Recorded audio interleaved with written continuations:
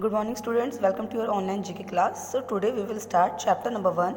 The name of the chapter is Morality and Ethics. So let's start the chapter. Question number 1 is, given below are a list of points that refer to a different values. However, the values are given in a jumbled format.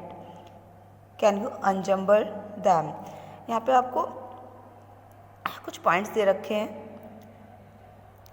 और यहाँ पर जो इनका format है वो jumble word में है, तो हमें इन्हें अनजम्बल करके हमें इनको लिखना है. Okay, so first one is willingness to obey, so it is obedience. Second is to believe और हैव फेथ इन समवन, जब किसी में हम फेथ या बिलीव रखते हैं तो डेट इज ट्रस्ट.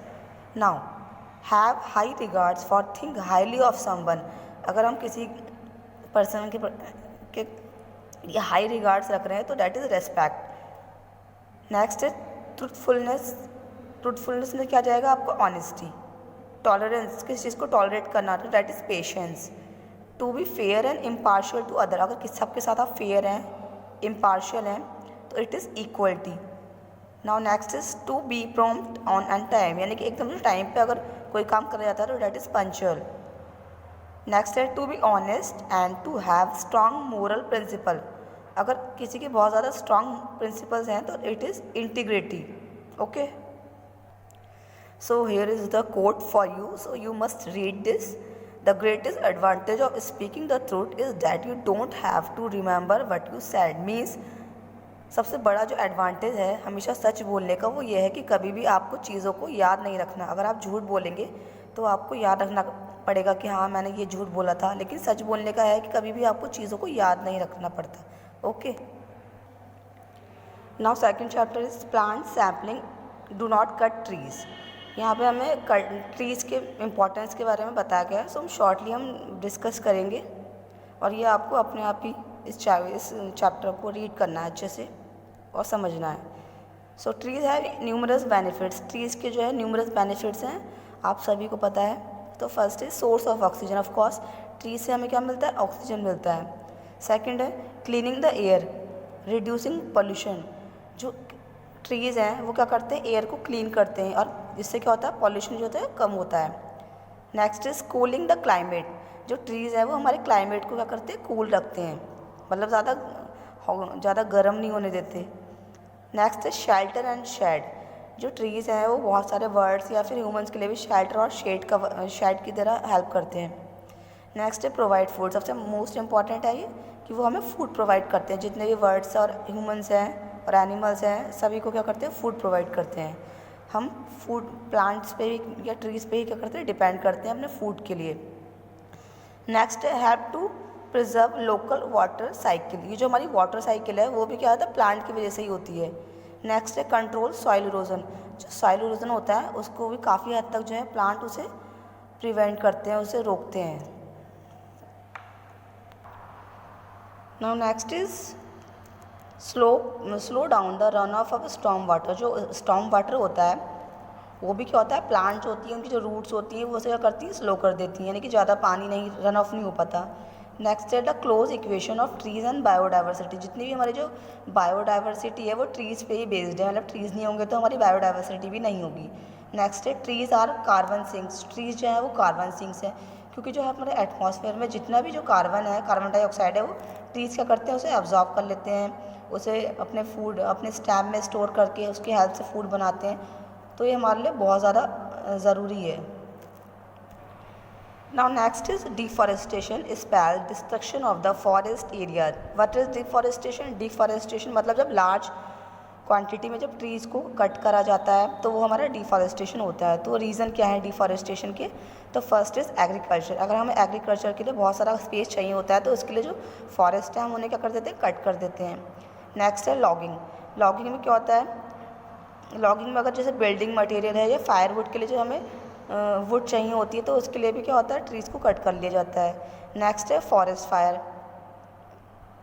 जो फॉरेस्ट में आग लग जाती है तो उसकी वजह से भी डिफॉरेस्टेशन हो जाता है. माइनिंग एक्टिविटी, मतलब जो माइनिंग एक्टिविटी होती है उसमें उसके लिए क्या होता है? हमें बहुत सारा जो कोल चाहिए होता है तो उसके लिए भी क्या होता है? ट्रीज़ को कट कर लिया जाता है. डेवलपमेंट के लिए भी क्या है? ट्रीज़ को कट के, जैसे नया नया हम डेवलप कर रहे हैं, हमें बहुत सारी चीज़ों की ज़रूरत होती है, फर्नीचर हो गया या कंस्ट्रक्शन साइट है, तो इन सभी में क्या होता है? हमें बहुत सारे वुड की ज़रूरत होती है, तो उसके लिए भी क्या होता है, डिफॉरेस्टेशन किया जा गया है. सो chapter number 3, banking services. So first is comes in the form of coins and paper currency. It is used for buying things. ये क्या चीज़ होती है, दिस इज़ मनी, यानी किसी भी चीज़ को परचेज करने के लिए हमें मनी की नीड होती है, जो कॉइन और पेपर की फॉर्म में होती है ना. Next is dash is a financial institution where a people can deposit their money and also borrow money, so this is bank. Next, a dash is a planned way of spending the money earn. जो भी हम money earn करते हैं, अगर हम उसे planned वे में जब स्पेंड करते हैं तो that is called budget. Now dash is the money a person put aside for the future for the emergency. जो मनी हम अपनी इमरजेंसी के लिए रखते हैं उसको क्या होता है, that is saving. Next, dash is a service that facilitate banking activities on a computer with the help of the internet. आजकल जो कंप्यूटर बेस्ड जो इंटरनेट बैंकिंग हो रही है, दैट इज़ हमारी क्या है, ऑनलाइन बैंकिंग है. नेक्स्ट है dash is the extra money that a borrower pay to the lender for the money he must have taken from him till he does not return the complete amount. जो हम particular money borrow करते हैं उस पर जो extra money हमें देनी पड़ती है वो हमारा क्या है, इंटरेस्ट होता है. Next, a dash is a when a person put money into his bank account to increase the amount already there.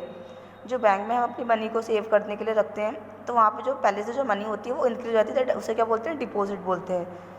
A dash is a when a person takes out money from his bank account the act reduce the.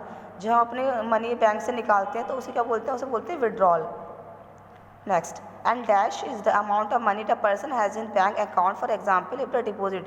ये जो हमारे जो bank में जो money होती है, अगर हम सपोज करें हमने कुछ पैसे निकाल लिए तो जो बचता है वो हमारा क्या होता है, अकाउंट बैलेंस. मतलब जितनी मनी हमारी बची है वो हमारा अकाउंट बैलेंस है. Next, and dash is an electronic machine that perform banking function like cash withdrawal, pin changes etcetera. कौन सी ऐसी एक मशीन है जिसकी हेल्प से हम जो है ईजिली जो है अपने मनी को विड्रॉल कर सकते हैं, वो है हमारा ATM. Next, dash is the account a person open with a bank which allow him to deposit, safeguard his money, earn interest and also make check payment. मतलब कौन सा अकाउंट होता है जिसकी हेल्प से हम बैंक में अपने पैसे जमा करते हैं, चेक बना सकते हैं, इंटरेस्ट मिलता है उस पर हमें, तो that is bank account. Now next is a dash is the document that instruct the bank to pay a particular sum of money from that person account to person whose name is there on the document. मतलब कि ऐसा document होता है जिसकी help से हम क्या करते हैं, पैसे हम निकाल सकते हैं, तो वो कौन सा डॉक्यूमेंट है, वो होता है check. So now next chapter is shopping etiquettes. मतलब शॉपिंग करते समय कौन कौन सी चीज़ों का हमें ध्यान रखना चाहिए. तो फर्स्ट है प्रिपेयर शॉपिंग लिस्ट. अगर आप शॉपिंग पे जा रहे हो तो सबसे पहले आपको लिस्ट प्रिपेयर करनी है, यानी कि जो भी सामान हमें जिसकी भी नीड है हम उसे एक लिस्ट बना लेंगे ताकि हमें ईजी रहेगा परचेसिंग करने में. नेक्स्ट है carry enough cash, credit, debit card. यानी कि जब भी हम शॉपिंग के लिए जा रहे हैं तो हमें जितना भी हमें कैश रिक्वायर्ड है उसको रखना चाहिए, या फिर क्रेडिट या डेबिट कार्ड अपने पास रखना चाहिए. नेक्स्ट है अवॉइड रश आवर.